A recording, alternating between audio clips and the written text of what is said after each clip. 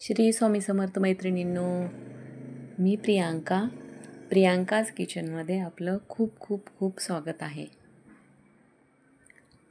आज आपण बघणार आहोत घोळेची भाजी कशी करायची ते. हे बघा, अशी रानात येणारी, मनाने येते ती, त्याला काही करण्याची गरज नाही आहे, अशी रानात येणारी घोळेची भाजी, आणि ती फक्त उन्हाळ्यातच येते. ती कशी करायची ती आपण बघूया. ह्याला आपण रानभाजी पण म्हणू शकतो. हिरवीगार अशी ऐन उन्हाळ्यात अशी हिरवीगार छान भाजी आली आमच्या शेतात. अशी काढून घ्यायची.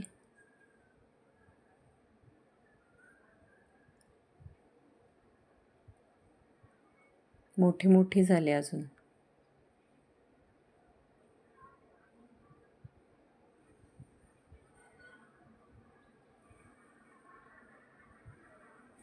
अशा सकाळी सकाळी मी रानातून छान हिरवीगार अशी भाजी घेऊन आली आहे.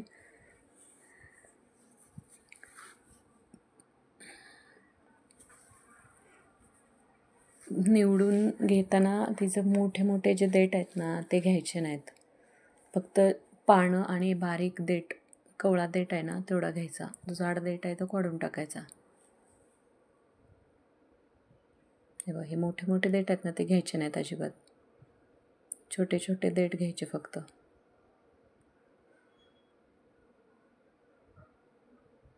हे बघ, अशा पद्धतीनं छोटे छोटे देठच घ्यायचे फक्त.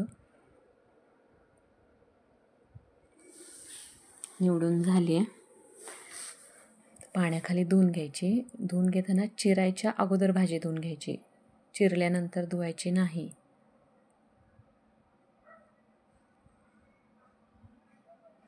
गॅसवर कढई गरम करायला ठेवली आहे. कढई चांगली तापली की त्यात तेल टाकून घ्यायचं. आणि तेल गरम झालं,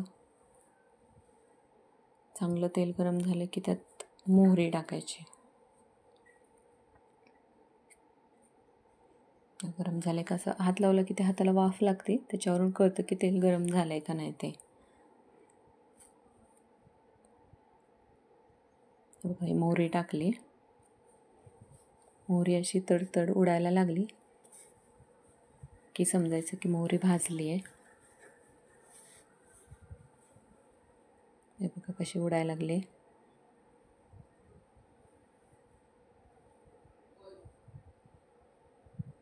त्याच्यानंतर आपण त्यात जिरे टाकायचे. जिरे टाकल्यानंतर लसूण घेतला आहे. लसूण चांगलं लालसर होईपर्यंत भाजून घ्यायचं. लसूण लाल व्हायला लागलं की त्याच्यानंतर आपण त्यात हिरवी मिरची टाकणार आहोत. ह्या भाजीमध्ये तुम्ही बारीक चिरलेला कांदा पण वापरू शकता. मी इथं कांदा वापरलेला नाही आहे, कारण माझ्या मुलीला कांदा आवडत नाही, त्यामुळं मी कांदा घालत नाही आहे भाजीमध्ये. बारीक चिरून कांदा पण असं भाजून घेऊन खूप छान टेस्ट येते त्याची पण. आणि मटकीची डाळ किंवा मुगाची डाळ टाकू शकता तुम्ही, किंवा तुरीची डाळ. मी कांदा आणि डाळ ह्यात स्किप केलं आहे. असं हलवून घेऊन झाकून ठेवायचं 5 मिनटासाठी. 5 मिनटात तयार होते. हे बघा, वाफ सुटते त्याला. हे बघा, असं हलवून घ्यायची छान. ते खाली लागू नये म्हणून सारखं हलवायचं त्याला. आणि त्याच्यात आता आपण मीठ टाकून घेणार आहोत. ह्याला अंगचंच पाणी सुटतं, त्यामुळं वरून पाणी टाकायची वगैरे काही गरज नाही आहे. थोडंसं चवीपुरतं मीठ टाकायचं. मीठ टाकल्यानंतर अजून थोडंसं पाणी सुटतं त्याला मिठामुळं. ते पाणी सगळं आटवून घ्यायचं. पाणी सुटलेलं सगळं आटलं पाहिजे त्यातलं. जास्त पाणी राहिलं तर ते छान नाही लागत.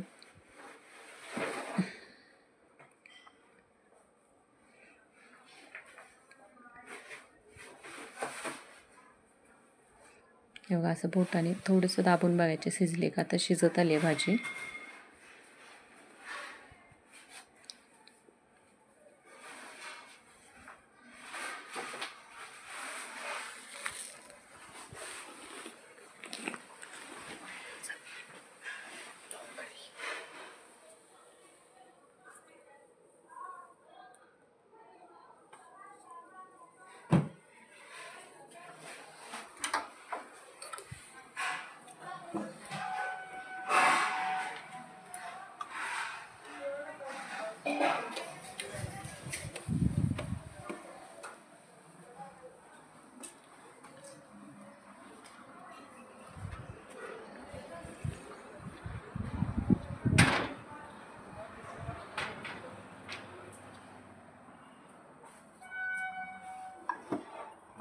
हे बघा पाणी आटत आलं आता सगळं त्यातलं. आणि शेंगदाण्याचं कूट टाकून घ्यायचं. शेंगदाण्याचं कूट सगळ्यात शेवटी टाकायचं. भाजी होत आली की मग शेंगदाण्याचं कूट टाकून सगळं सगळीकडे मिक्स करायचं. भाजी तयार. तेव्हा सगळं पाणी आटलेलं आहे एकदम. कशी छान तयार झाली आहे भाजी.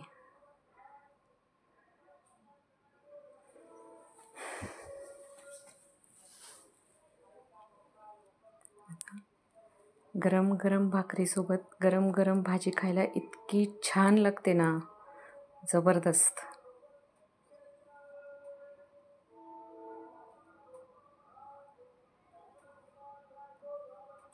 तुम्ही नक्की ट्राय करून बघा.